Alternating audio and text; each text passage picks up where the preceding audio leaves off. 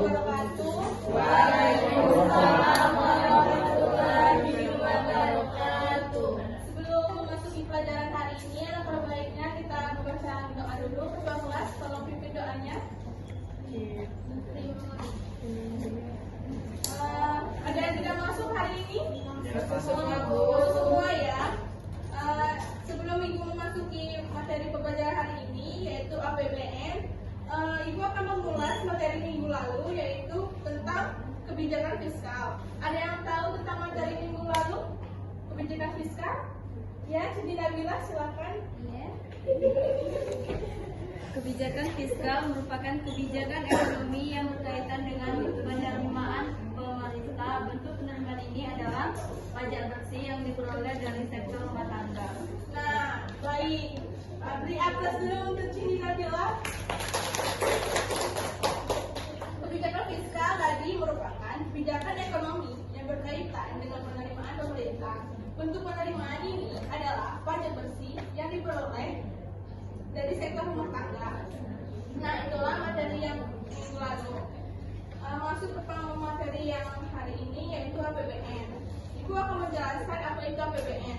APBN yaitu anggaran pendapatan dan belanja negara, adalah suatu daftar yang secara sistematis memuat sumber-sumber penerimaan negara dan alokasi pengeluaran negara dalam jangka waktu tertentu atau biasanya 1 tahun. Yaitu adapun fungsi dan tujuan APBN. Yang pertama, fungsinya yaitu fungsi otorisasi. Fungsi otorisasi ini untuk melaksanakan pendapatan dan belanja pada tahun yang bersangkutan. Dan yang kedua yaitu ada fungsi perencanaan. Fungsi perencanaan ini bagi manajemen dalam melaksanakan kegiatan tahun yang bersangkutan. Dan yang ketiga yaitu fungsi pengawasan. Fungsi pengawasan pada APBN menjadi pedoman untuk menilai apakah kegiatan penyelenggaraan itu pemerintahan negara sesuai dengan ketentuan dan rencana yang telah ditetapkan. Dan yang keempat ada fungsi alokasi berkaitan dengan intervensi pemerintahan terhadap perekonomian dalam mengalokasikan sumber daya ekonomi yang agar lebih efisien. Dan yang kelima yaitu fungsi distribusi. Fungsi distribusi ini mengandung arti bahwa kebijakan anggaran negara harus memperhatikan rasa keadilan dan kepatutan. Yang terakhir yaitu fungsi stabilisasi. Fungsi stabilisasi ini yang bertujuan untuk menjaga keseimbangan antara masyarakat guna mencegah inflasi. Yang terakhir Ibu akan menjelaskan apa itu tujuan APBN. Yang pertama yaitu memelihara stabilitas ekonomi dan mencegah terjadinya defisit anggaran. Dan yang kedua sebagai pedoman penerimaan dan pengeluaran negara dalam rangka pelaksanaan kegiatan kenegaraan. Dan yang ketiga memungkinkan pemerintah memenuhi prioritas belanja. Dan yang keempat yaitu membantu menciptakan efisiensi dan keadilan dalam menyediakan barang dan jasa publik setelah melalui proses prioritasan. Nah, dari pembahasan Ibu tadi, Ibu akan membentuk kalian menjadi dua kelompok.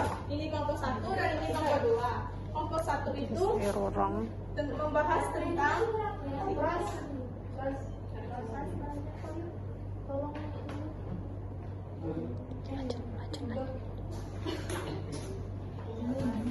yang kelompok 2 itu membahas fungsi APBN. Yang kelompok 2 yaitu membahas sumber-sumber penerimaan negara, penerimaan dalam negeri. Baiklah, ada yang mau mempresentasikan diskusi yang pertama? Kelompok 1, siapa yang ingin mempresentasikannya? Baik, Elviana, silakan Elviana. Ada beberapa fungsi dari APBN, yaitu ada fungsi otorisasi, fungsi perencanaan, fungsi pengawasan, fungsi edukasi, dan fungsi distribusi. Baik, terima kasih pada kelompok 1. Kelompok 2 lagi, siapa yang mau diskusi kelompok 2?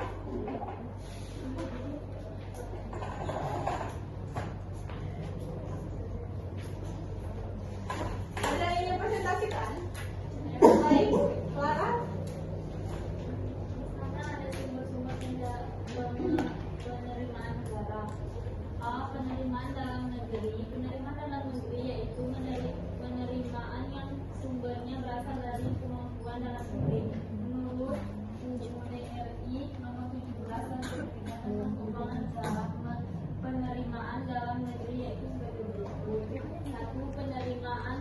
perpajakan adalah semua penerimaan yang terdiri atas pajak dalam negeri dan pajak perdagangan internasional. Pajak dalam negeri adalah semua penerimaan negara yang berasal dari pajak penghasilan. 2. Penerimaan negara bukan pajak adalah semua penerimaan yang diterima oleh negara dalam bentuk penerimaan dari sumber daya alam atau seperti migas dan non-migas. Nah, terima kasih kelompok 2 telah mempresentasikan. Itulah tadi pembahasan dari Ibu. Ibu akan mengasih kalian tugas minggu depan ya, tentang materi APBD. Kalian tolong cari sumber data tentang APBD ya. Minggu depan kita bahas sama-sama. Baiklah, Ibu tutup. Wabillahi taufiq wal hidayah. Wassalamualaikum warahmatullahi wabarakatuh.